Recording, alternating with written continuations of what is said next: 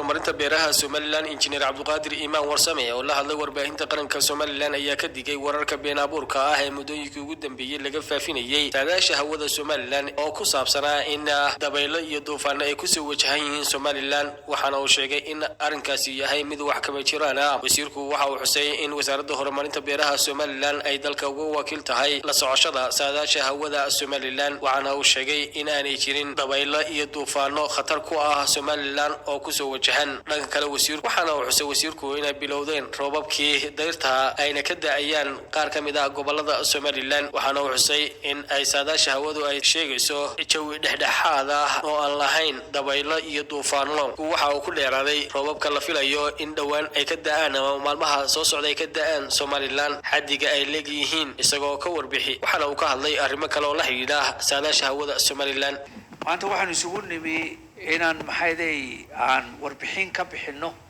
ka wasaarad ahaan ku saabsan cimilada iyo saadaasha roobabka iyo hawada marka hore waxaan halkan ku cadeynayaa wasaaradda horumarinta beeruhu inay tahay wasaaradda qarankan u qaabilsan saadaasha hawada iyo cimilada annagoo ka wada shaqeyna hay'adda FAO oo qaybteeda Iswaalam iyo urur goboleedka IGAD saddexdaas qaybood baan ayaanu ku wada shaqeynaa wax kale oo ku jira ama ka hadli kara in cimilada la saadaaliyo oo loo soo gudbiyo dadweynaha Somaliland haba yaraatee ma jirto saadaashanu sheegnaa waa mid cilmiyeed laakiin wax kasta waxay ku xidhan yihiin gacanta ilaahay baanu ku sugaynaa inuu roob barwaaqo ah oo waxyeello ina gaarsiin inoo keeno taas waa hordhacaygii wasaaraddu waxay soo saartaa wiigii oo mar saadaasha hawada iyadoo kaashanaysa Iswaalam waxaanay bishiina soo saartaa ta guud 3 biloodkiina waanu soo saarnaa hay'adaha dawliga ee aanu xiriirka leenahayna waanu u qaybinaa waxaananu marinaa TV-ga qaranka Somaliland iyo Radio Hargeysa waxaan markaa maanta ku bilaabayaa iyadoo maalmahan aanu ku maqlaynay media soo galay oo la sheegayo in ay jirto dabaylo ama duufaano dadkiina la baqgeliyay inaanu ilaahay gacantiisa ku jirtaa laakiin sidaanu annagu u hayno ka wasaarad ahaan aanu sheegno waxaanu ka war haynaa duufaanta ama dabaylaha la ilaa El Niño oo waa xaalad cimilo oo ay sababto koror weyn oo ku yimaada heerkulka badweynta Pacifica xaaladaas ayaa waxaa barbar socda roobab mihigaana oo ay sababto ama sababi kara fatahaadyo El Niño waxay sababi kartaa isbedelo cimilo oo aad u daran oo ay ku jiraan abaaro fatahaad biyo duufaano iyo xitaa kulayl aan la saadaalin karin kuwaas dhammaantood khatar ku ah caafimaadka aadanaha iyo dhulkaba dhacdo kale oo jirta looma yaqaano oo loona yaqaano Indian Ocean Ebola waa marka saxda ah sagxadda hoose ay fadhido waxa kale oo jirta iyaduna Indian Ocean-ka oo labadiisa dhinacba ah bariga iyo galbeedkuba in isaguna isbeddelka ku yimaada kulaylka iyo qabowbaha Indian Ocean-ku uu sii xoojiyo ama sii dardargeliyo ama waxyeeladeeda kor u qaado El Niño marka loo eego daraasadda juqraafi ee kala duwan El Niño ayaa la filayaa inay samayso ama saameyn ku yeelato meelo badan oo adduunka ah oo ay ku jirto dalkeena Somaliland haddaba bilaha October iyo December ee dhammaadka sanadkan El Niño way shaqeynaysaa waana socotaa laakiin sidee bay saameyn ugu yeelanaysaa dalkeena marka loo eego marka la eego roobabka laxaadka leedii doona caadi ahaan waxay bilaami doonaan usbuuca ugu dambeeya ee September waxaanay dhammaan doonaan usbuuca ugu dambeeya ee October sida maxayday saadaashu sheegayso aanu u soo gudbinayno maxayday dalka roobabka dayrta oo ku beegan waqtiga ayaa la saadaalinayaa inay dhammaan doonaan bartamaha bisha December ee sanadkan taasoo calaamad u ah bilowga xilliga qabowga ama jiilaalka haddaba innaka wuxuu inoogu iman doonaa sidii roob biyo badan sidaynu uga baranay ilaahayna dayr wanaagsan bay inoo daaysaa oo la mid ah tii 79 inoo daaday ee la odhan jiray dayrtii biyo badan taasaa inoo daaysa haddaba wasaaraddu waxay talooyin ka bixinaysaa arrimahan soo socda iyadoo u gudbinaysa dhammaan hay-adaha dawliga ah iyo hay-adaha aan dawliga ahayn dadweynaha Somaliland ee degan miyi iyo magaalaba waxaan u gudbinaynaa talooyinka soo socda inay beeralaydu ka faa'iidaysato korna u qaado wax soo saarka beeraha maadaama dayrtan uu noqon doonto insha Allah bismillaahi kariim dayr biyo badan laba in la qabsado biyahan durduraya oo dadku u diyaar garoobaan in biyihii la qabto oo la fadhiisiyo saddex balse waxaa la filan karaa in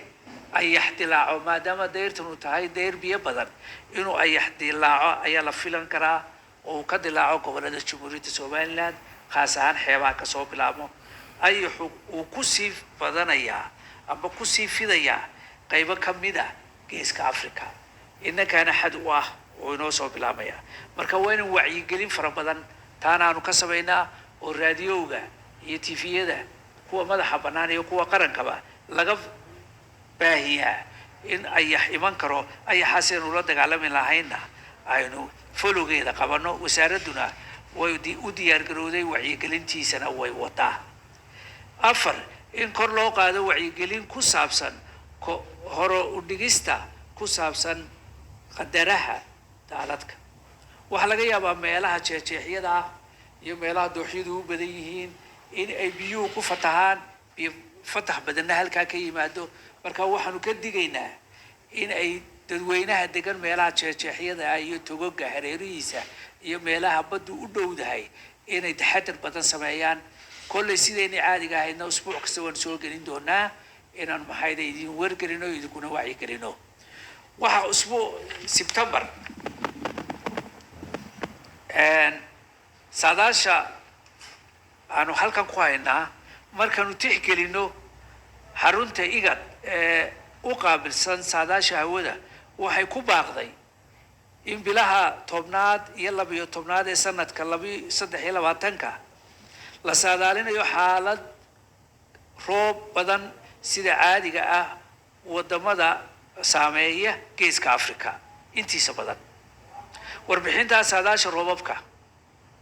xilligii dayrta ee bilaha October ilaa December ayaa la filayaana inay yimaadaan 70% kor u kacaan ihtimaalkii ahaa iyo xaddigii ahaa aynu ka fili lahayn deegaanada Somaliland xogtan ayaa muujinaysa inay Somaliland heli doonto roobabka ka badan intii caadiga ahayd taasoo keeni karta daadad roobabkan ayaa u badnaan doona qaybo ka mid ah gobolada bariga sida Togdheer Sanaag iyo Sool waxaa jirta suurtagalnimo aad u sarreysa oo u dhaxaysa 60 ilaa 70% kororka roobka degmooyin badan oo ka mid ah Somaliland deegaanada ayaa la filayaa inay roobabkaasi ka da'aan 4 ilaa 6 maalmood oo xiriir ah sida degmooyinka Sheekh iyo Berbera iyo inta u dhaxaysa ee gobolka Saaxid intaa waxa dheer waxaa jira suurtagalnimo roobabka xaddigoodu dhexdeeda yihiin oo la filayo degmooyinka ay ka mid yihiin Ceerigaabo Laas Qoray Taleex iyo imaha u dhaxeeya oo ay heli doonaan iyaguna roob intii hore ka sareeya sidoo kale qariiradu waxay muujinaysaa aanu soo saarnay oo aanu tusi doonaa rajada roobku inay helaan in ka badan 50% oo aynu odhan karno inay ku saayido 50 millimeter oo cabirka lagu cabiro roobka ah waxaana ka dhici doonaan buuraha goolis oo dhinacan soka ah iyo dhinaca shishawa khubarada saadaasha hawada ka faalooda ayaa ku qiyaasay dayrtan inay la mid tahay tii 1997 ka daaday Somaliland ee loo yaqaanay dayrtii biyo badan saadaasha suurtagal ah roobabka October ilaa December da'aya iyadana waa taas oo waxa weeyaan siday u da'ayaan iyo sida gobolada uga da'ayaan iyadoo way noo cadahay waana taa wax duufaan oo la socdaana haba yaraatee ma jirto bishan September ay naga sii dhamaanaysa roobab wanaagsan baa da'ay oo bilaabmay oo waxa isku xidhmay karantii oo weli ka sii da'aysa gobolada galbeedka iyo dayrtii oo bilaabantay oo hore u soo martay daraasadda aanu sameynay iswaalam aanu soo saarno saadaasha hawada waxay da'een oo roobab wanaagsan ka da'een degmada Laascaanood Yogoori Caynaba iyo Ceelaf Weyn oo roobab aad u fara badnaa oo ka sareeyay intii aanu caadi uga baranay Ilaahay waxa kaloo roobab lagu qabowsaday ka da'een Hargeysa Burco Boorame Baki Kalabayd Gabiley iyo inta u dhaxaysaba meelahaasna roobab lagu qabowsaday baa ka da'ay roobabku way sii socon doonaan weekend maxay ugu horeeyay October-na waynu helaynaa roobabkii dayrta wanaagsan